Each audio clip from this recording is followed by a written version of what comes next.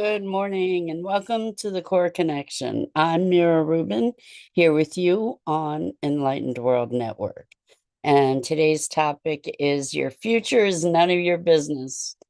That's an interesting thought, and we're going to explore that idea. But before we get started, let's take a minute or two to get present. Let's take a deep breath in through your nose and hold it. And imagine clean, crisp oxygen flooding your lungs, flowing into your bloodstream, nourishing all your cells, all your organs, bringing vital life energy to your body and being. And as you exhale any tension, stress, negativity, fatigue. And now let's take another deep breath in through your nose and hold it. This time, imagine brilliant, bright light lighting you up from the inside out, illuminating, electrifying, and energizing all your cells, your molecules, your electrons, creating a brilliant beam of light and energy from your heart out into the world. And as you exhale any remaining tension, stress, negativity, fatigue. And now let's press our palms together. Vigorously rub your palms together and feel the friction, the temperature, the pressure, the motion, the tickling and tingling when you stop. And allow all those sensations to bring you present right here, right now, into this remarkable physical form that enables us to experience life. Welcome, welcome, welcome. Good morning. Good morning, Rosalind. So good to have you here with us this morning. And welcome to everybody else who's joining us. Today, we're talking about your future is none of your business.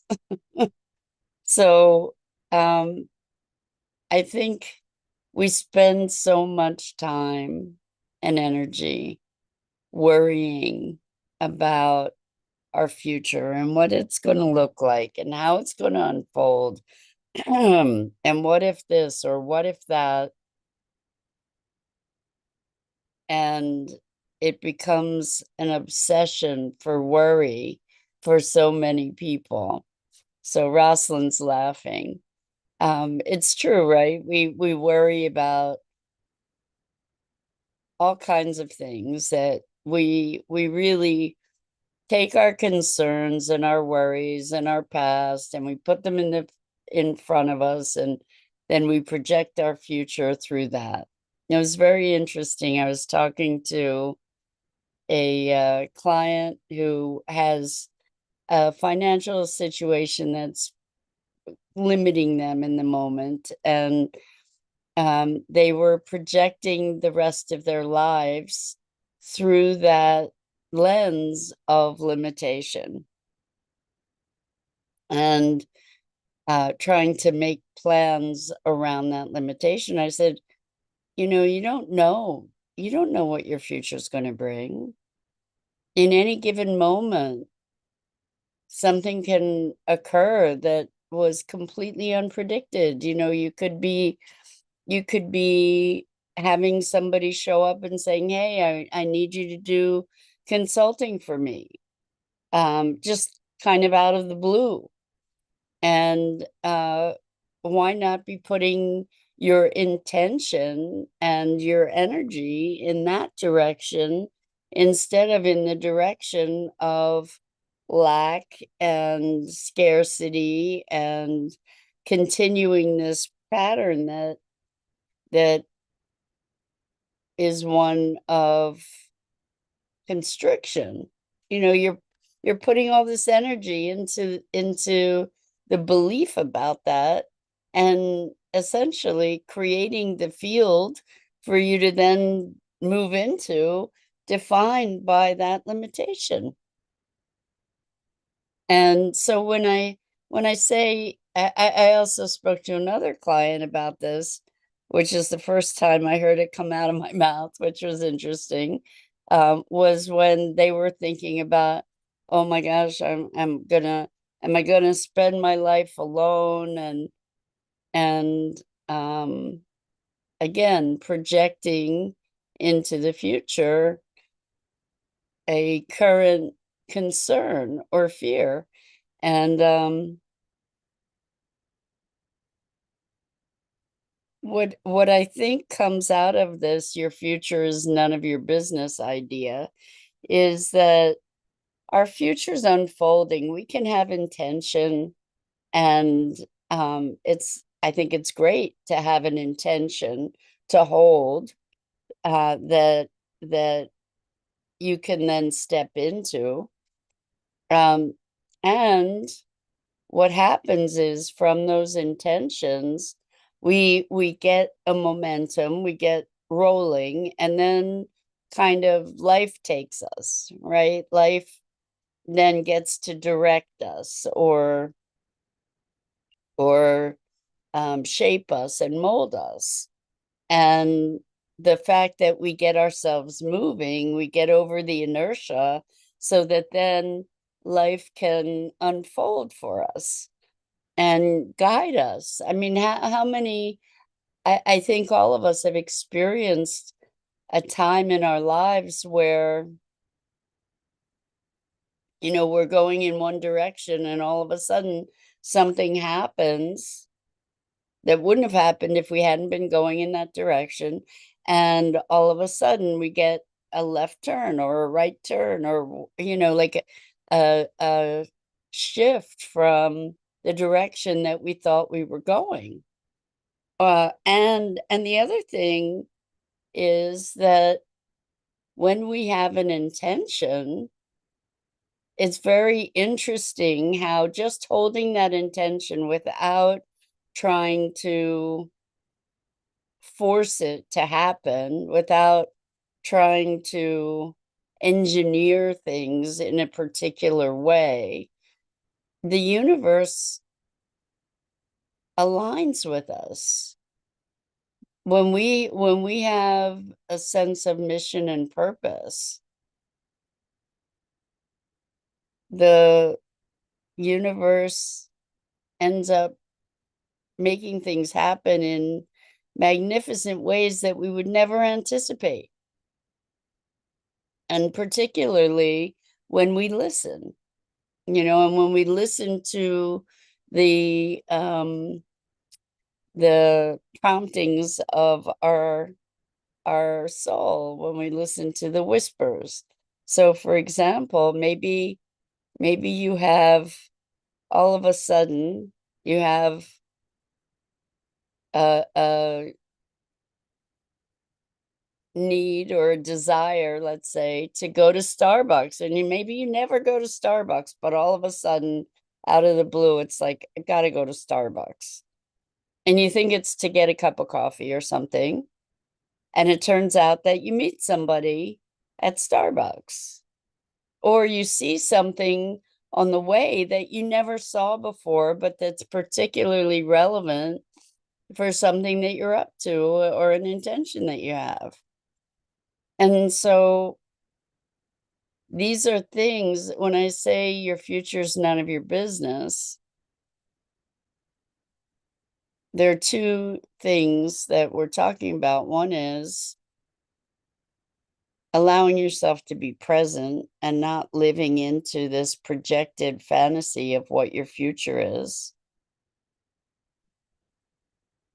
And the other is holding an intention and living life, like really being present to life now, because it's in this moment that the past and the future reside also.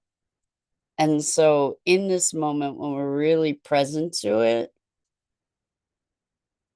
we can be receptive to the callings, calling forward, calling us into life, that then is the fulfillment or the greater fulfillment of our essential being.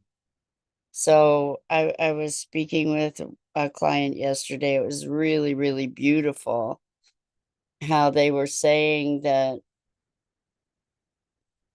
they have motivation in life now.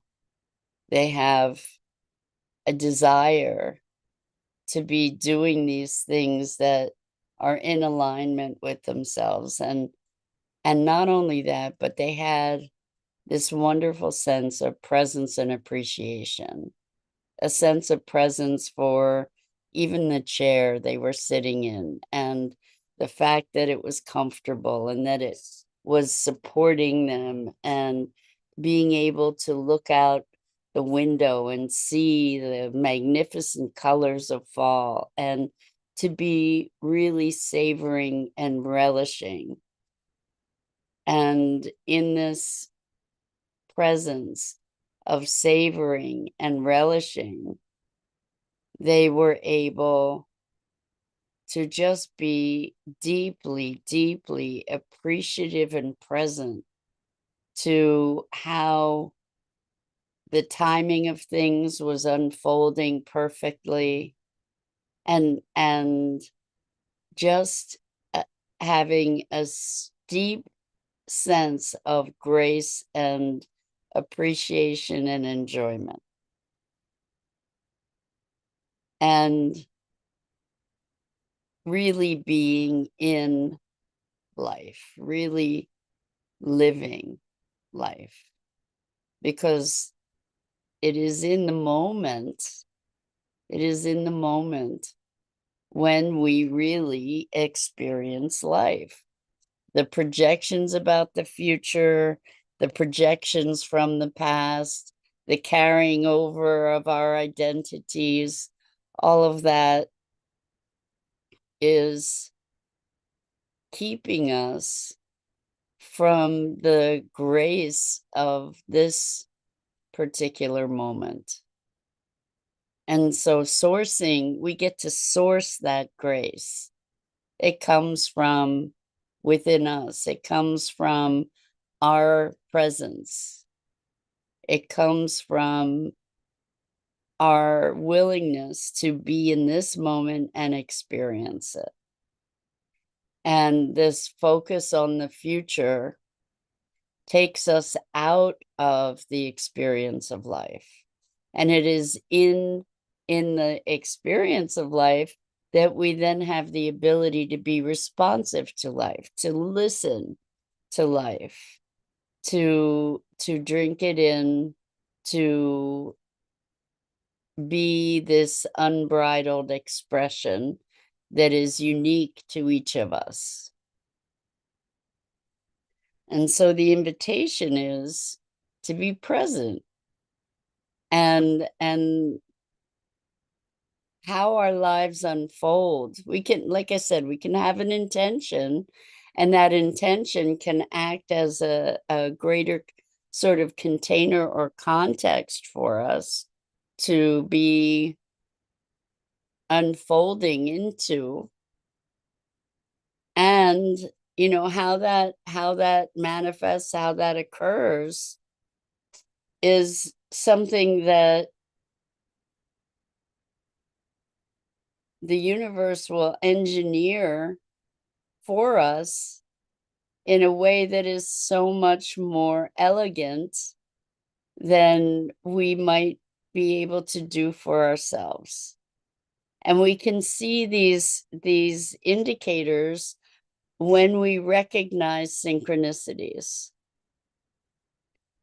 when we allow ourselves to notice the perfection of timing, when we allow ourselves to notice what's present, without all the overlays of our stories of the past and the future. Like right here in this moment, for the most part, even if we're experiencing pain, for the most part, in this moment, we can recognize that we're okay. And there are exceptional moments where that may not be the case, and I recognize that. But in this moment, for the most part, not only are we okay, but we're often like really good. And what takes us out of being really good is all the concerns, all the fears that we pull from the past that we project into the future. And taking ourselves back to the breath, taking ourselves back to really right here, right now, without all these constructs around fear and lack and all of that in this moment. Mostly, we're actually really okay. And so I'm not saying not to be alert to providing for ourselves and taking appropriate action. When we're really present, we have the ability to be responsive and take appropriate action, but without the fear, without the anxiety, without the resistance. Good morning, Sue. It's so good to have you here with us this morning. Welcome. So, we're talking about your future's none of your business. It's going to unfold the way it unfolds. And it doesn't mean not to have intentions. And I like the notion of intentions more than I like goals, because goals are time delimited typically, right? And we often have very specific ideas about how that is going to look, how a goal is going to manifest, whereas an intention allows, at least in my lexicon, it allows for adaptation. It allows for flexibility. It allows the ability to recommit to an intention. And I guess the bottom line is that whatever we can do to presence ourselves to life, really living life, more and more I'm inclined to believe that that's what this is all about. It's not about winning. It's not about how much we can accumulate. It's not about how much we do. It's actually about the experience of life. We've been enculturated. We were talking about spells the other day. We've been enchanted to believe, or beguiled to believe, that it's all about what we do and the impact, even the impact that we make. The difference, making a difference. But making a difference is relative too, right? What does that mean? I'm inclined to believe more and more that just really living life, drinking it in, savoring it, appreciating it, honoring it, being present to it, that may be the highest purpose we can serve. And all the doingness, it can be really fun, it can be inspiring, it can be keeps us engaged and curious and vital and energized and all of that. That's all wonderful. But if we're doing that rather than being that, if it feeds the doing, I'm sorry, if it feeds the being, great, great. But if it becomes about a doing that is separating us from the actual experience of being present to life, then maybe whatever that impact is,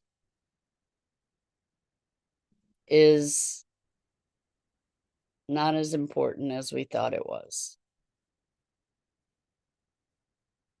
That that maybe just by really truly being, by really living life, being present to it, maybe that's the greatest contribution we can make in a grander scale.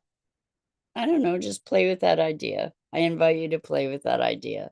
And like I tend to think that we're here as a grand adventure.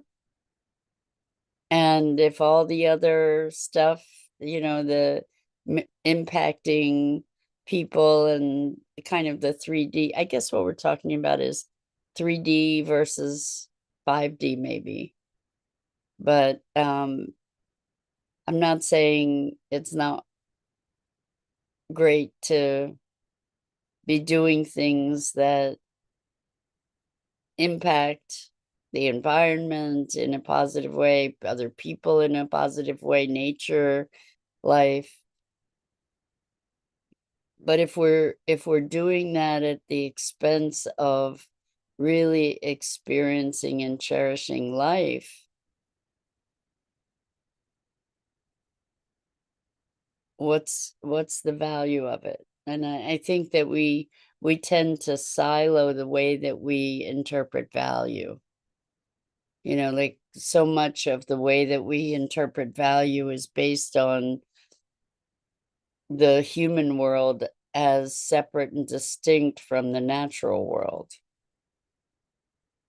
And looking at how we can further technology and how we can help people in need who aren't don't have enough to eat or are endangered. And I'm not saying in any way that's a negative thing, it's a wonderful thing.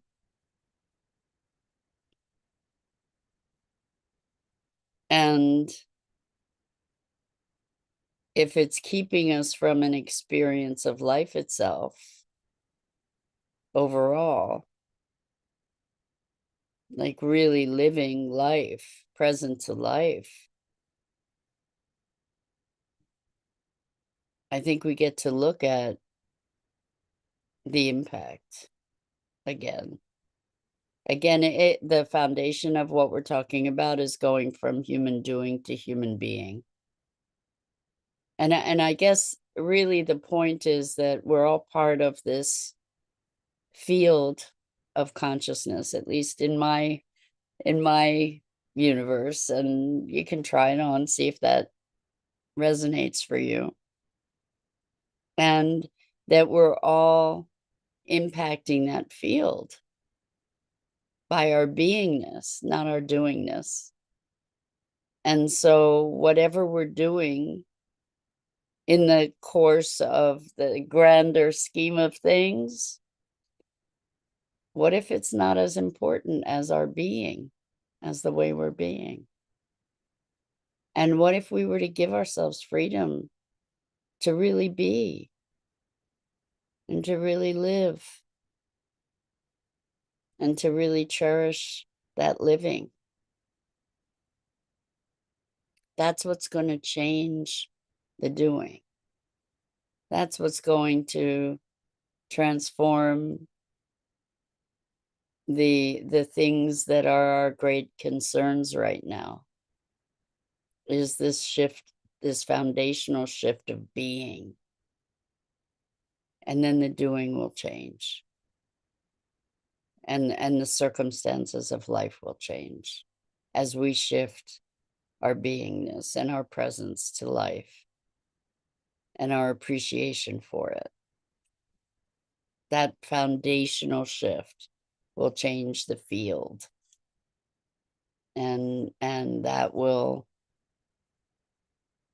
necessarily change the way we do things. So try it on, see how it feels to you. And that's it for today. I'm Mira Rubin. This is the Core Connection, and I go live here each weekday morning at 9 a.m. Eastern on the Enlightened World Network Facebook page and YouTube channel. And I invite you to please like, follow, and share Enlightened World Network and me. The links are in the description. And as always, it's a gift and a privilege to be able to spend this time together musing about what it is to be human. And so until next time, so